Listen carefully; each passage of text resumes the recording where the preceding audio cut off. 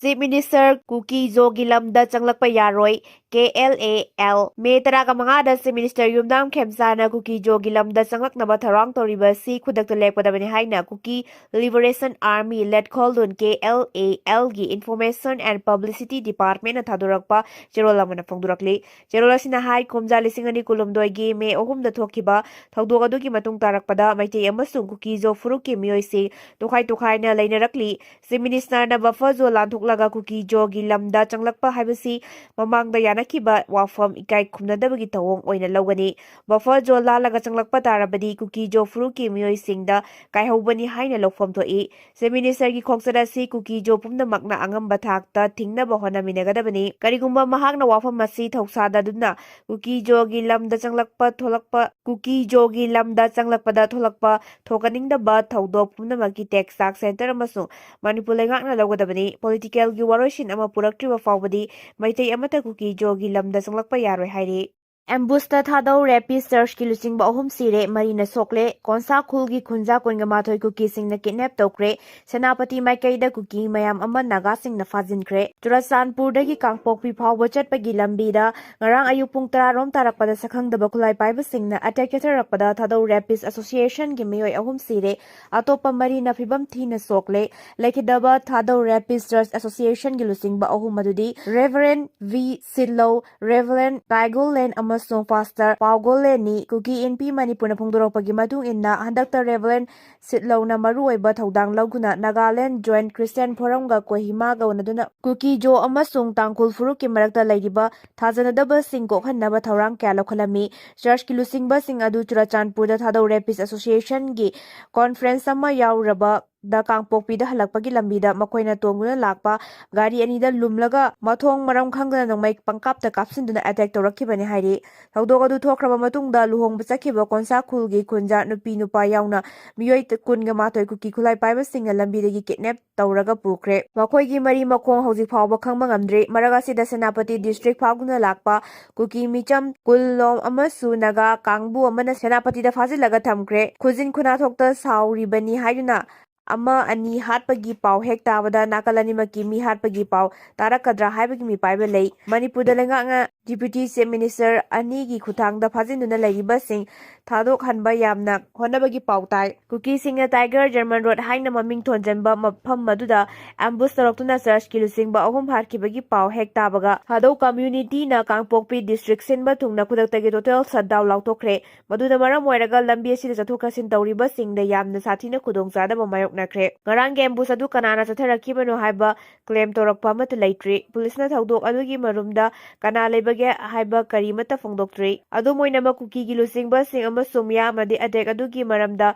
Ziliarong purupki miyoi kharana chathakibani haina maral siri Cycle Assembly constituency gi MLA Kimnio Hangsingna thaudok adugi akanba moongda condemn taroduna thadorakpa chirol amana hai lining laison gi thabak tawriba kai khumnaningai oiraba lusingba singda chatharakhiba attack adu chawkhalaba khunai asida chanafam leitaba thawongni thaudok aduna maram oiraga lamdam asigi ingtapa phibam kahennabagi achouba masak ohelagani Manipur Rapist Convention gi General Secretary oiramba Reverend B Sidmo Pastor Paogolen Pastor Kaigolun amadi Reverend Bumthang leikidabada thamoi sokna awaba poki thaudok aduda soklaba miyoi singsu athubada fagalakpa oirasanu mari leinaba authority na hiramasi gi matangda khanaba thabak lakhotuna chenariba singi mathakta action lakhokadabani hairi Kuki Organization for Human Rights Act kohor nasu thaudok aduba kanma moongda condemn torakli lubasina thadorakpa chirol amana hai kanglup ki rang loisinduna ingtapa phibam hanjinhanaba honaringai gi cherakta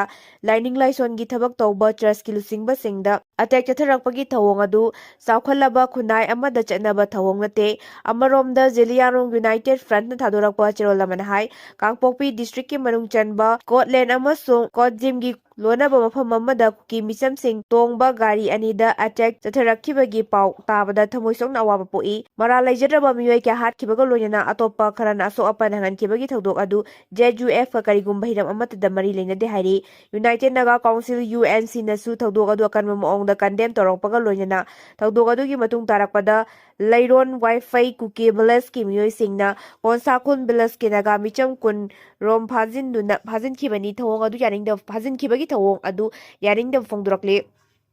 ꯍꯧꯖꯤꯛ ꯐꯥꯎꯕꯒꯤ ꯑꯣꯏꯅ ꯀꯅꯥꯅ ꯀꯔꯤ ꯃꯔꯝꯒꯤ ꯆꯠꯊꯈꯤꯕꯅꯣ ꯍꯥꯏꯕ ꯃꯌꯦꯛ ꯁꯦꯡꯅ ꯈꯪꯕ ꯉꯝꯗ꯭ꯔꯤꯉꯩꯒꯤ ꯆꯩꯔꯛꯇ ꯃꯔꯥꯜ ꯂꯩꯖꯗꯕ ꯈꯨꯟꯖꯥꯁꯤꯡ ꯐꯥꯖꯤꯟꯈꯤꯕ ꯑꯗꯨ ꯆꯥꯎꯈꯠꯂꯕ ꯈꯨꯟꯅꯥꯏ ꯑꯃꯗ ꯆꯠꯅꯕ ꯊꯧꯑꯣꯡ ꯅꯠꯇꯦ꯫ ꯃꯔꯤ ꯂꯩꯅꯕꯁꯤꯡꯅ ꯐꯥꯖꯤꯟꯈ꯭ꯔꯕ ꯈꯨꯟꯖꯥꯁꯤꯡ ꯑꯗꯨ ꯀꯔꯤꯒꯨꯝꯕ ꯃꯈꯜ ꯀꯟꯗꯤꯁꯟ ꯑꯃꯠꯇ ꯌꯥꯎꯗꯅ ꯊꯥꯗꯣꯔꯛꯀꯗꯕꯅꯤ ꯍꯥꯏꯔꯤ꯫ ꯑꯦꯝꯕꯨꯁꯇ ꯁꯣꯛꯄꯗꯒꯤ ꯁꯤꯖꯗ ꯂꯥꯌꯦꯡꯗꯨꯅ ꯂꯩꯔꯤꯕ ꯀꯨꯀꯤ ꯑꯍꯨꯝꯒꯤ ꯐꯤꯚꯝꯁꯦ ꯃꯤꯅꯤꯁꯇꯔꯅ ꯌꯦꯡꯁꯤꯟꯈ꯭ꯔꯦ꯫ ꯆꯨꯔꯆꯥꯟꯄꯨꯔꯗꯒꯤ ꯀꯥꯡꯄꯣꯛꯄꯤ ꯐꯥꯎꯕ ꯆꯠꯄꯒꯤ ꯂꯝꯕꯤꯗ ꯁꯛꯈꯪꯗꯕ ꯈꯨꯠꯂꯥꯏ ꯄꯥꯏꯕꯁꯤꯡꯅ ꯑꯦꯝꯕꯨꯁ ꯇꯧꯗꯨꯅ ꯆꯔꯆꯀꯤ ꯂꯤꯗꯔ ꯑꯍꯨꯝ ꯍꯥꯠꯈ꯭ꯔꯕ ꯃꯇꯨꯡꯗ ꯁꯣꯛꯂꯒ ꯅꯥꯟꯊꯣꯛꯍꯧꯔꯕ ꯀꯨꯀꯤ ꯑꯍꯨꯝ ꯑꯁꯥꯝ ꯔꯥꯏꯐꯜꯁꯀꯤ ꯀꯥꯡꯕꯨ ꯑꯃꯅ ꯄꯨꯔꯛꯂꯒ ꯂꯥꯡꯒꯣꯜꯗ ꯂꯩꯕ ꯁꯤꯖ ꯍꯣꯁꯄꯤꯇꯥꯜꯗ ꯂꯥꯌꯦꯡꯂꯤ꯫ ꯍꯣꯁꯄꯤꯇꯥꯜ ꯑꯁꯤꯗ ꯂꯥꯌꯦꯡꯗꯨꯅ ꯂꯩꯔꯤꯕ ꯀꯨꯀꯤ ꯑꯍꯨꯝ ꯑꯗꯨꯗꯤ ꯊꯥꯡꯇꯤꯜ ꯂꯦꯟ ꯆꯍꯤ 39, ꯒꯧꯅꯥꯡ ꯆꯍꯤ 13 ꯑꯃꯁꯨꯡ ꯍꯥꯎꯄꯨ ꯆꯍꯤ 50ꯅꯤ꯫ ꯃꯈꯣꯏ ꯀꯥꯡꯄꯣꯛꯄꯤ ꯗꯤꯁꯇ꯭ꯔꯤꯛꯇꯒꯤꯅꯤ꯫ ꯍꯣꯁꯄꯤꯇꯥꯜꯒꯤ ꯄꯥꯎ ꯃꯇꯨꯡ ꯏꯟꯅ ꯃꯈꯣꯏ ꯑꯍꯨꯝꯃꯛ ꯊꯣꯏꯅ ꯈꯨꯗꯣꯡꯊꯤꯅꯤꯡꯉꯥꯏ ꯑꯣꯏꯗ꯭ꯔꯦ ꯍꯥꯏꯔꯤ꯫ ꯁꯤꯖ ꯍꯣꯁꯄꯤꯇꯥꯜꯗ ꯂꯥꯌꯦꯡꯗꯨꯅ ꯂꯩꯔꯤꯕ ꯀꯨꯀꯤ ꯃꯤꯆꯝ ꯑꯍꯨꯝ ꯑꯗꯨꯒꯤ ꯐꯤꯚꯝ ꯉꯔꯥꯡ ꯅꯨꯡꯊꯤꯜ ꯆꯤꯐ ꯃꯤꯅꯤꯁꯇꯔ ꯌꯨꯝꯅꯥꯝ ꯈꯦꯝꯆꯥꯟ, deputy ꯂꯣꯁꯤ Dikho, home minister ꯒꯣꯕꯤꯟꯗꯥꯁ ꯀꯣꯟꯊꯧꯖꯝꯅ Naga ꯈꯨꯟꯖꯥ 10 ꯐꯥꯖꯤꯟꯈꯤꯕ ꯈꯨꯗꯛꯇ ꯊꯥꯗꯣꯛꯀꯗꯕꯅꯤ꯫ UNC ꯀꯥꯡꯄꯣꯛꯄꯤ ꯗꯤꯁꯇ꯭ꯔꯤꯛꯀꯤ ꯀꯣꯠꯖꯤꯜ ꯑꯃꯁꯨꯡ ꯀꯣꯠꯂꯦꯟ ꯈꯨꯜ ꯑꯅꯤꯒꯤ ꯃꯔꯛꯇ ꯈꯨꯠꯂꯥꯏ ꯄꯥꯏꯕ ꯁꯛꯈꯪꯗꯕꯁꯤꯡꯅ ꯑꯦꯝꯕꯨꯁ ꯇꯧꯗꯨꯅ ꯃꯅꯤꯄꯨꯔ ꯕꯦꯞꯇꯤꯁꯠ ꯀꯟꯚꯦꯟꯁꯟ (MBC)ꯒꯤ ꯍꯥꯟꯅꯒꯤ ꯖꯦꯅꯔꯦꯜ ꯁꯦꯀ꯭ꯔꯦꯇꯔꯤ ꯚꯤ ꯁꯤꯟꯊꯧ ꯌꯥꯎꯅ ꯃꯤꯑꯣꯏ 3 ꯍꯥꯠꯈꯤꯕ ꯑꯗꯨꯒ ꯃꯤꯑꯣꯏ 5ꯅ ꯁꯣꯛꯍꯟꯈꯤꯕ ꯊꯧꯗꯣꯛ ꯑꯗꯨ ꯃꯇꯨꯡ ꯃꯔꯝ ꯆꯥꯗꯨꯅ ꯂꯩꯔꯣꯟ ꯋꯥꯏꯐꯩ ꯀꯨꯀꯤ ꯚꯤꯂꯦꯖꯇ ꯀꯣꯟꯁꯥꯈꯨꯟ ꯚꯤꯂꯦꯖꯀꯤ ꯅꯥꯒꯥ ꯃꯤꯑꯣꯏ 10 ꯐꯥꯖꯤꯟꯈꯤꯕ ꯊꯧꯑꯣꯡ ꯌꯨꯅꯥꯏꯇꯦꯗ ꯅꯥꯒꯥ ꯀꯥꯎꯟꯁꯤꯜ (UNCꯒꯤ ꯑꯀꯟꯕ ꯃꯑꯣꯡꯗ ꯀꯟꯗꯦꯝ ꯇꯧꯔꯛꯄꯒ ꯂꯣꯏꯅꯅ ꯐꯥꯖꯤꯟꯈꯤꯕ ꯃꯤꯑꯣꯏꯁꯤꯡ ꯈꯨꯗꯛꯇ ꯊꯥꯗꯣꯛꯀꯗꯕꯅꯤ ꯍꯥꯏꯅ ꯑꯀꯟꯕ ꯋꯥꯐꯝ ꯊꯝꯂꯛꯂꯤ꯫ UNCꯅ ꯊꯥꯗꯣꯔꯛꯄ ꯆꯦꯔꯣꯜ ꯑꯃꯗ ꯊꯥꯗꯧ ꯕꯦꯞꯇꯤꯁꯠ ꯑꯦꯁꯣꯁꯤꯌꯦꯁꯟꯒꯤ ꯂꯩꯈꯤꯗ꯭ꯔꯕ ꯂꯨꯆꯤꯡꯕꯁꯤꯡꯒꯤ ꯏꯃꯨꯡ ꯃꯅꯨꯡꯒꯤ ꯑꯋꯥꯕꯗ UNCꯅ ꯁꯔꯨꯛ ꯌꯥꯔꯤ ꯑꯃꯗꯤ ꯂꯩꯈꯤꯗ꯭ꯔꯕꯒꯤ ꯊꯋꯥꯏꯅ ꯏꯁ꯭ꯋꯔꯒꯤ ꯈꯨꯌꯥꯗ ꯏꯪꯅ ꯆꯤꯡꯅ ꯂꯩꯕ ꯑꯣꯏꯔꯁꯅꯨ ꯍꯥꯏꯔꯤ꯫ ꯂꯥꯏꯕꯛ ꯊꯤꯕꯗꯤ ꯁꯛꯈꯪꯗꯕꯁꯤꯡꯅ ꯑꯦꯝꯕꯨꯁ ꯆꯠꯊꯈꯤꯕ ꯄꯨꯡ ꯈꯔ ꯂꯩꯔꯒ ꯂꯩꯔꯣꯟ ꯋꯥꯏꯐꯩ ꯀꯨꯀꯤ ꯚꯤꯂꯦꯖꯅ ꯀꯣꯟꯁꯥꯈꯨꯟ ꯚꯤꯂꯦꯖꯀꯤ ꯅꯥꯒꯥ ꯃꯤꯆꯝ 10 ꯍꯣꯁꯇꯦꯖ ꯑꯣꯏꯅ ꯐꯥꯖꯤꯟꯈꯤꯕ ꯑꯁꯤ ꯂꯥꯏꯕꯛ ꯊꯤꯕꯅꯤ꯫ ꯃꯔꯝ ꯆꯥꯗꯅ ꯂꯩꯔꯣꯟ ꯋꯥꯏꯐꯩꯅ ꯅꯥꯒꯥ ꯈꯨꯟꯖꯥꯁꯤꯡ ꯐꯥꯖꯤꯟꯕ ꯍꯥꯏꯕꯁꯤ ꯌꯥꯐꯝ ꯊꯣꯛꯇꯦ ꯑꯃꯗꯤ ꯁꯤꯚꯤꯜ ꯁꯣꯁꯥꯏꯇꯤ ꯑꯃꯒꯤ ꯅꯣꯔꯝꯁꯀꯤ ꯋꯥꯡꯃꯗꯅꯤ꯫ ꯑꯁꯤꯒꯨꯝꯕ ꯊꯧꯑꯣꯡ ꯑꯁꯤ ꯀꯝꯃ꯭ꯌꯨꯅꯤꯇꯤꯒꯤ ꯃꯔꯛꯇ ꯍꯦꯟꯅ ꯌꯦꯡꯊꯤꯅꯍꯟꯕ ꯅꯠꯇ꯭ꯔꯒ ꯑꯇꯩ ꯀꯔꯤꯁꯨ ꯑꯣꯏꯔꯛꯂꯣꯏ ꯍꯥꯏꯔꯤ꯫ ꯃꯔꯝ ꯑꯁꯤꯅ ꯐꯥꯖꯤꯟꯈꯤꯕ ꯍꯣꯁꯇꯦꯖꯁꯤꯡ ꯈꯨꯗꯛꯇ ꯇꯦꯛꯇ ꯀꯥꯏꯗꯅ ꯊꯥꯗꯣꯔꯛꯀꯗꯕꯅꯤ꯫ ꯁꯤꯚꯤꯜ ꯁꯣꯁꯥꯏꯇꯤ ꯑꯣꯔꯒꯅꯥꯏꯖꯦꯁꯟꯁꯤꯡ, ꯆꯔꯆ ꯂꯤꯗꯔꯁꯤꯡ ꯑꯃꯗꯤ ꯀꯝꯃ꯭ꯌꯨꯅꯤꯇꯤ ꯂꯤꯗꯔ ꯈꯨꯗꯤꯡꯃꯛꯅ ꯍꯤꯡꯁꯥꯒꯤ ꯃꯥꯌꯣꯛꯇ ꯄꯨꯟꯅ ꯂꯦꯞꯃꯤꯟꯅꯁꯤ ꯑꯃꯗꯤ ꯀꯝꯃ꯭ꯌꯨꯅꯤꯇꯤꯒꯤ ꯃꯔꯛꯇ ꯅꯨꯡꯁꯤ ꯆꯥꯟꯅꯅ ꯂꯩꯃꯤꯟꯅꯕ, ꯄꯨꯟꯅ ꯊꯕꯛ ꯇꯧꯃꯤꯟꯅꯁꯤ ꯍꯥꯏꯅ ꯑꯄꯤꯜ ꯇꯧꯔꯛꯂꯤ꯫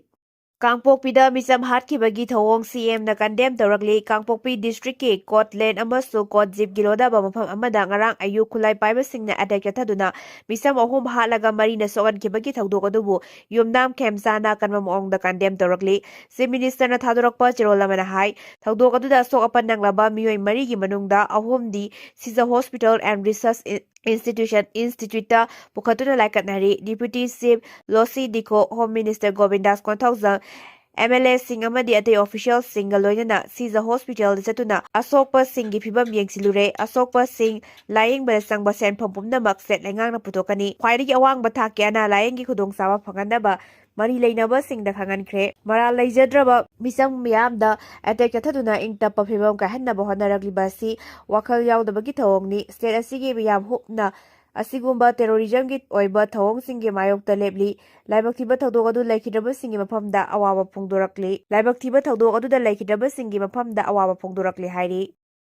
ꯇꯥꯃꯤꯜ ꯅꯥꯗꯨꯒꯤ ꯆꯤꯐ ꯃꯤꯅꯤꯁꯇꯔ ꯕꯤꯖꯩ ꯊꯥꯖꯕꯒꯤ ꯚꯣꯠ ꯂꯧꯅꯕꯗ ꯃꯥꯏ ꯄꯥꯛꯈ꯭ꯔꯦ꯫ ꯇꯥꯃꯤꯂꯥꯋꯦꯇꯤ ꯀꯖꯒꯝ TVKꯒꯤ ꯂꯨꯆꯤꯡꯕꯁꯨ ꯑꯣꯏꯔꯤꯕ ꯇꯥꯃꯤꯜ ꯅꯥꯗꯨꯒꯤ ꯆꯤꯐ ꯃꯤꯅꯤꯁꯇꯔ ꯁꯤ ꯖꯣꯁꯦꯐ ꯕꯤꯖꯩ ꯊꯥꯖꯕꯒꯤ ꯚꯣꯠ ꯂꯧꯅꯕꯗ ꯃꯥꯏ ꯄꯥꯛꯈ꯭ꯔꯦ꯫ ꯁ꯭ꯇꯦꯠ ꯂꯦꯖꯤꯁꯂꯦꯇꯤꯚ ꯑꯦꯁꯦꯝꯕ꯭ꯂꯤꯗ ꯄꯥꯡꯊꯣꯛꯈꯤꯕ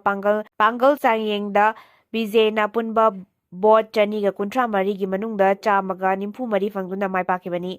MLA 22ꯅ TVKꯒꯤ ꯃꯥꯌꯣꯛꯇ ꯚꯣꯠ ꯄꯤꯈꯤꯕꯒ ꯂꯣꯏꯅꯅ MLA 5 ꯚꯣꯠ ꯊꯥꯗꯕ ꯌꯥꯎꯈꯤꯗꯦ꯫ DMKꯒꯤ ꯑꯣꯏꯅꯁꯨ MLAꯁꯤꯡ ꯍꯥꯎꯁꯇꯒꯤ ꯃꯄꯥꯟ ꯊꯣꯛꯈꯤ꯫ ꯔꯤꯄꯣꯔꯠ ꯑꯃꯒꯤ ꯃꯇꯨꯡ ꯏꯟꯅ AIADMKꯒꯤ MLA 15ꯅ ꯕꯤꯖꯩꯒꯤ TVK ꯁꯧꯒꯠꯇꯨꯅ ꯚꯣꯠ ꯄꯤꯈꯤ ꯍꯥꯏꯔꯤ꯫ AIADMKꯒꯤ MLA ꯈꯔ ꯕꯤꯖꯩꯗ ꯁꯧꯒꯠꯂꯛꯈꯤꯕꯅ ꯃꯔꯝꯅ MLA ꯈꯔꯗꯤ ꯄꯥꯔꯇꯤꯒꯤ ꯋꯤꯞ ꯉꯥꯛꯅ ꯆꯠꯈꯤꯗ꯭ꯔꯦ ꯍꯥꯏꯕ ꯃꯌꯦꯛ ꯁꯦꯡꯅ ꯈꯪꯕ ꯉꯝꯂꯦ꯫ ꯀꯪꯒ꯭ꯔꯦꯁ, CPI, CPIM ꯑꯃꯁꯨꯡ BCKꯅ ꯃꯄꯨꯡ ꯐꯥꯅ ꯁꯧꯒꯠꯂꯛꯄꯗꯒꯤ TVKꯅ ꯃꯊꯧ ꯇꯥꯕ MLA ꯃꯁꯤꯡꯗꯒꯤ ꯌꯥꯝꯅ ꯍꯦꯟꯅ ꯐꯪꯕ ꯉꯝꯈꯤ꯫ MLA 2 ꯂꯩꯕ IUMLꯁꯨ TVK ꯂꯩꯉꯥꯛꯇ ꯃꯄꯨꯡ ꯐꯥꯅ ꯁꯧꯒꯠꯀꯅꯤ꯫ ꯇ꯭ꯔꯝꯞꯅ president Xi Jinping unakre US amasung Israel na Iran da landakibana maram oiraga malemgi mafam ayambada khudongchadaba kaya mayoknaringegi cherakta President Donald Trump na China da chatuna Chinese President Xi Jinping ga unakre maremda khwaidagi ina khunba lebak anigi lusingbasing unaduna Global Oil Market amasung lalol itiki matangda kumna khana nainagani haina report asina phongdurakle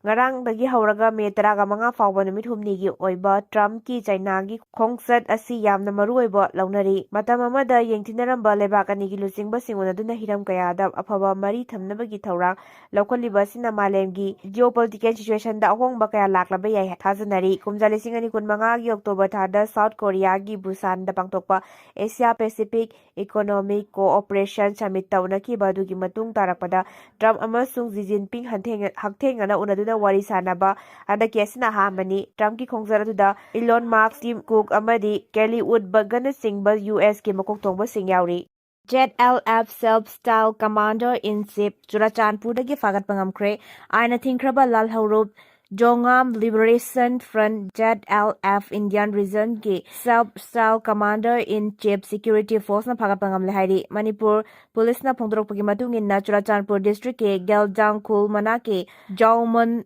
IDP settlement tagi Vincent Pumzamang Taitul Sahinimpu apokpa laikidraba Hupchin Thang hyriba ZLF ke Self-Style Commander-in-Chief asi tha asigi Haukiba mapanda Churachandpur Police amasung mga subasam rifles ke punbati mamana Jaumunda leiba mahak ke leifamdagi fagatkibani mahakpo ahanbagi oina wahang pang chathaba matamda mahak Jongam Revolution Front ZLF India Region ki Self-Style Commander-in-Chief ni haiba masana phangdokjaraki mangondagi ZLF ke letterhead tarasu phangba ngamki haire CRE 2024 da mahut sinduna exam tharaba matung rims ta thabak tawhalambada chenaba Rajasthan macha ama police na fare New Delhi na loba common recruitment examination da mahut sinduna exam tharaba matung Regional Institute of Medical Sciences RIMS Imphal da thabak tawrakiba miyoi ama mari leinaba official singna hanglakpadagi thabakdagi lauthokraba matung thaudok aduda maru oina chenabani haiba Rajasthandagi 04 ward number 2 dagi Jitendra Mina chahi kuntra apokpa laikidraba Waziranga Lal Mina hairiba miyoi asina RIMS ki authority na police ta tawrakiba complaint amagi matung inna faba ngamkhre hairi RIMS ki authority na police ta tharakiba complaint aduda AIIMS na loba common recruitment examination 2024 da mahut sinduna exam tharaba matung RIMS ta ranba moong do thabak tawi haina maral siri hiramasiga mari leinana assistant public prosecutor APP na court submit tawrakiba report amagi matung inna police na faraba Jitendra Minana 2024 da recruitment examination gi damakta scheduled draft category da apply tawraki hairiba examination asi 2025 ki February 25 ta Bhubaneswar Orissa pangthoki mahakna fangba mark singi matung inna Jitendra Mina RIMS ta August 19 2025 ta multitasking staff ki post ta appoint tauki post selection formalities singi matung inna mahaki facial iris palm amasung biometric verification chahi asigi mas 13 da tauki hairi RIMS chathaki ba verification process sing aduda Jitendra Mina ge fingerprint aduga examination manungda Bhubaneswar gi examination center da laukiba fingerprint aduga sangdamnaba da thengnarakibani masigi matungina mahak examination aduda fraud tawre haiba khangba ngamkibaga loinana RIMS ta police na complaint ama tawraba matungda tha asigi mangada RIMS gate mayadagi police na phaduna chief judicial magistrate Imphal West tha asigi tarukta puthokuna court na tha asigi 13 fawba police custody da remand piduna lakibani hairi